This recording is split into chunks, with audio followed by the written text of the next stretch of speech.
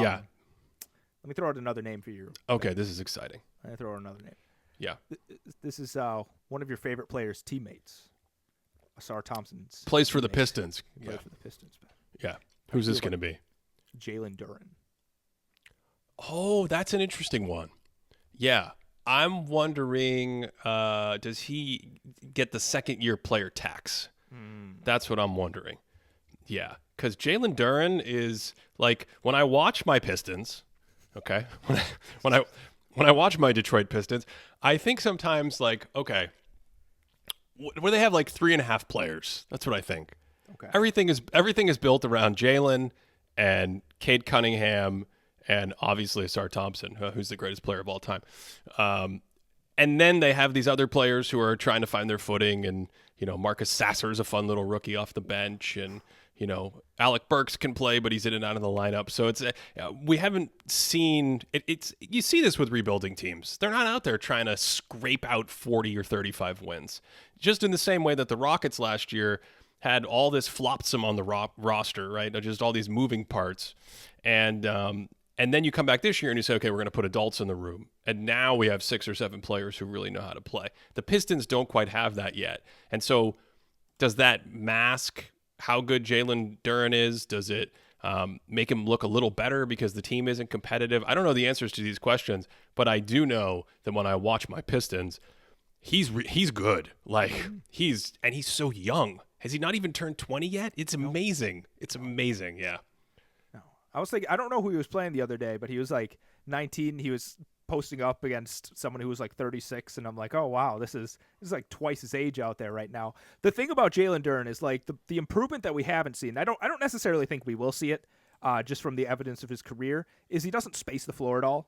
Right, he's not somebody that you're going to trust with a jump shot at any point, but that doesn't mean you can leave him alone. Okay, because especially if he gets the ball, what I've liked a couple times, see, he dribbles a little bit. He can get a little fancy with the dribble. And not only that, Ben, he passes, not a lot, right? Not just because he doesn't get a ton of opportunities to pass. Like, I'm not calling him a ball hog or anything. He's just not in that situation very often. But when he is there, some of the interior bounce passes, some of the general looks to get the ball moving, I'm like, okay, this is a guy that offensively he could grease the grooves a little bit more. And then defensively, last year he boasted some like really good defensive, when you're around the rim, players shoot worse against him. But I also thought positionally, not great stuff all the time, right? I thought guards could pretty easily get their body into him, kind of throw him off, finish. He wasn't deterring players from really getting to the rim. And I'm seeing a little bit more awareness this year, right? A little bit more. And you're just going to, people out there, you just got to trust me a little bit on this one, right? I don't know if any kind of numbers are going to bear it out, but he looks a little bit more aware on defense. And I think all of those together, as a 19-year-old, I'm like, this is a starting center that I trust on a day-to-day basis. Yeah, no, I agree with that. And of course, defense is his calling card, and to have that at 19 is exciting. Did you think that he would be the Piston this year? Who you would? I mean, maybe I'm getting ahead of myself. Do you have him higher than Cade Cunningham on your hypothetical most improved player prediction award ballot? Well, first of all, I'm laughing because I thought you were stopping the sentence at, did you think he was the Piston? And I was like, maybe every team should award someone on their team like the mascot name. Like, who is the Piston this year? Who is the Cavalier? So I think every team needs to award the team player this year. So I don't know. I did not think he was going to be the Piston. I thought Cade Cunningham would have more of a jump. I thought Cade Cunningham looked like he was making a jump early on. I don't know how huge of a jump that is at this point. What do you think about Cade Cunningham? What do you think about his improvement this season? I just want to point out, by the way, before we forget, that Jalen Duren does have rim protection numbers. We have these numbers that we use around these parts to try to estimate your effect on opponents shooting around the basket. Jalen Duren does have numbers that support Cody's fantasies here about him being a good defender. Cade looks, I like what I see physically from Cade. He looks pretty good. He's got better control of the game. He's the selling point for him is like Luka, right? He's big and broad and can control the ball and make decisions. Some of the passing could be there. He's really, really leaning into the mid-range a lot. The challenge with Cade is the shooting and essentially the efficiency, and it's a double-edged sword. I think, Cody, you might have the numbers in front of you. I don't, but it's a double-edged sword because the outside shooting is a big question mark still. It's been a problem. Let's just be frank. It's just been a problem. You really need to get that up to a higher floor. You can't shoot 29 or 30% from three and struggle from the outside and live off a diet of that. You have to be much higher.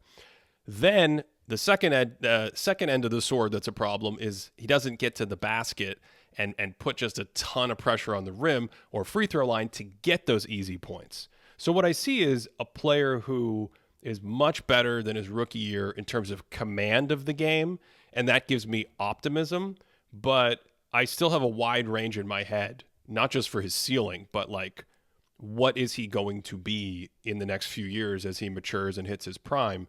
Because maybe you have his numbers up. The efficiency right now is still continuing to be a real problem for him on offense. Yeah, absolutely. I'm looking at giving you the percentiles here. This season, his mid-range field goal percentage is 40th percentile, shooting 39%. On 93rd percentile volume, so he's taking a ton of them relative to the rest of the league. His 3-year, or his wide open three-point percentage from this year and his previous season, 32%. Just 15th percentile.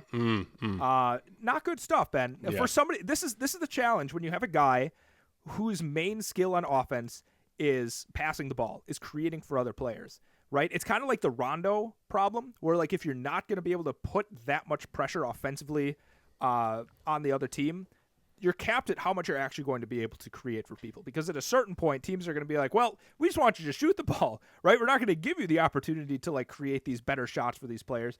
And honestly, I don't know if I've seen things that make him like that good of a passer that he can kind of, outweigh these shooting woes. But I got to say, isn't he shooting like 87% from the free throw line this year? So I'm not really sure what's going on with the jump shot and the free throw. So I'm not sure what's up with him. Yeah, 88% from the line. And he's taking a ton of mid-rangers, and he looks comfortable, and the shot looks better, and so I'm not selling it at all. I'm not punting and getting rid of my stock at all. It's still a lot of questions up in the air. He gets to the basket area plenty because of that size, but his true shooting percentage at the basket is in the 35th percentile. It's under 50% on his drives. You don't want that at all. So yeah, I don't know. Big questions there.